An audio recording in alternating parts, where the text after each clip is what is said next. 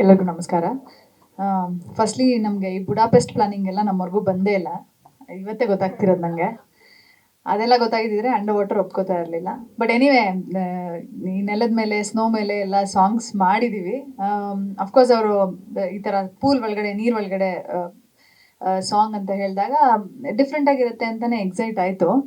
But ಸಿಕ್ಕಾಪಟ್ಟೆ ಕಷ್ಟ ಆಯಿತು, ಅದು ಫ್ಯಾಕ್ಟ್. ನಾನು ಮನೆಗೆ ಹೋಗಿ ತುಂಬ ಬೈಕೊಂಡಿದ್ದೀನಿ ಸರ್, ಸಾರಿ. ಅಂದರೆ ಅದು ಗೊತ್ತಿಲ್ಲ, ಅವತ್ತು ಸಿಕ್ಕಾಪಟ್ಟೆ ಚಳಿ. ಆ್ಯಂಡ್ ನಮ್ಮ ಕಾಸ್ಟ್ಯೂಮ್ಸ್ ಎಲ್ಲ ನೋಡಿದ್ರೆ ನೀವು ಎಷ್ಟೋ ಮೀಟರ್ಸ್ ಉದ್ದ ಇತ್ತು ನನ್ನ ಡ್ರೆಸ್ ಟೇಲ್ಗಳು. ಸೊ ಆಚೆ ಬಂದಾಗ ಬಟ್ಟೆ ಎಲ್ಲ ಹೆವಿ ಆಗ್ತಾ ಇತ್ತು. ಮತ್ತೆ ಆಚೆ ಬರಬೇಕು, ನೀರೊಳಗೆ ಹೋಗಬೇಕು. ಸೊ ಊಟ ತಿಂಡಿನೂ ಸರಿ ಮಾಡೋಕ್ಕಾಗಲಿಲ್ಲ ಅವತ್ತು. ಅಂದರೆ ನನ್ನ ಇಷ್ಟು ವರ್ಷದ ಕರಿಯರಲ್ಲಿ ನಾನು ತುಂಬ ಕಷ್ಟಪಟ್ಟಿರೋ ದಿನ ಅವತ್ತು ಶೂಟಿಂಗ್ ಅಂತ. ಸೊ ಅವತ್ತು ಔಟ್ಪುಟ್ ಬಗ್ಗೆ ಚಿಂತೆ ಹೋಗ್ಬಿಡ್ತು. ಆಫ್ಟರ್ 1-2-3 hours ಆದ್ಮೇಲೆ ಪೇಷನ್ಸ್ ಎಲ್ಲ ಹೋಯ್ತು, ಹೆಂಗಾರು ಬರಲಿ ಮುಗಿಸ್ಬಿಟ್ಟು ಕಳಿಸಿ ನಮ್ಮನ್ನ ಅಂತ. ಆ ಥರ ಅಷ್ಟು ಫ್ರಸ್ಟ್ರೇಟ್ ಆಗೋಗಿತ್ತು.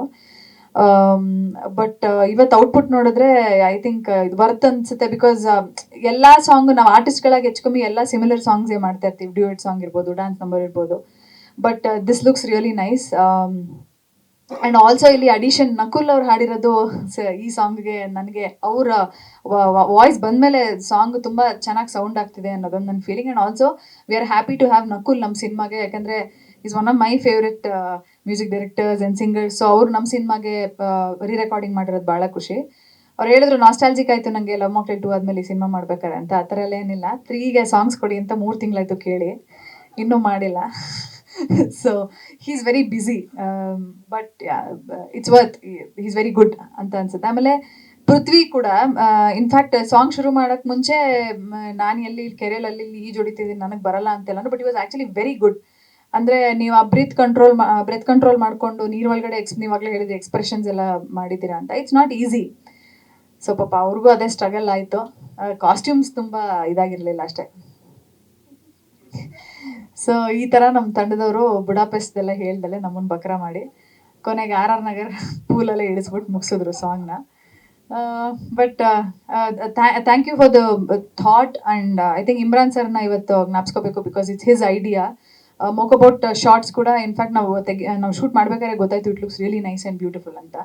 ಆ್ಯಂಡ್ ಸಾಂಗು ಕಾಂಪ್ಲಿಮೆಂಟ್ ಆಗ್ತಿದೆ, ವಿಜುವಲಿ ಕೂಡ ಚೆನ್ನಾಗಿ ಬಂದಿದೆ. And produce as Naveen sir said, producer support ಇಲ್ಲದೆ ಡೆಫಿನೆಟ್ಲಿ ಈ ಥರ ಎಕ್ಸ್ಪೆರಿಮೆಂಟ್ಗಳನ್ನ ಮಾಡೋಕ್ಕಾಗಲ್ಲ. ಬಿಕಾಸ್ ಯಾರು ರಿಸ್ಕ್ ತೊಗೊಳ್ಳಲ್ಲ ದುಡ್ಡು ಅಂತ ಬಂದಾಗ.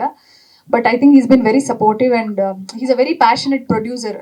ನಾನು ಡೇ 1 ನೋಡ್ಕೊಂಡು ಬರ್ತಾ ಇದ್ದೀನಿ.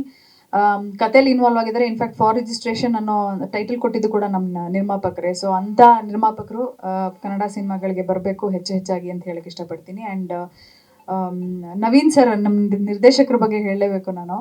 ಪಾಪ ನಮ್ಮನ್ನ ಈ ಥರ ನೀರಲ್ಲಿ ಶೂಟ್ ಅಂತೆಲ್ಲ ಕನ್ವಿನ್ಸ್ ಮಾಡಿದ್ರು. ಬಟ್ ನಾನು ಪೃಥ್ವಿ ಸ್ವಲ್ಪ ಮಧ್ಯಾಹ್ನದ ಮೇಲೆ ಇರಿಟೇಟ್ ಆಗಕ್ಕೆ ಶುರು ಆದಾಗ ಅವರು ಇಳಿದ್ಬಿಟ್ರು ನೀರಿಗೆ.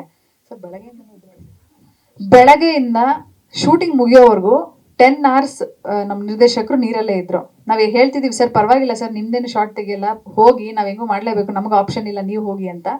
ಬಟ್ ಅವ್ರು ನೀರಿಂದ ಎದ್ದೇ ಹೋಗಲಿಲ್ಲ. 10 hours ನೀರಲ್ಲೇ ಇದ್ರು ನಮ್ಮ ನಿರ್ದೇಶಕರು. Sir thanks for the motivation. ಅಂದರೆ ಅವ್ರು ಬೈಸ್ಕೋಬಾರ್ದು ಅಂತ.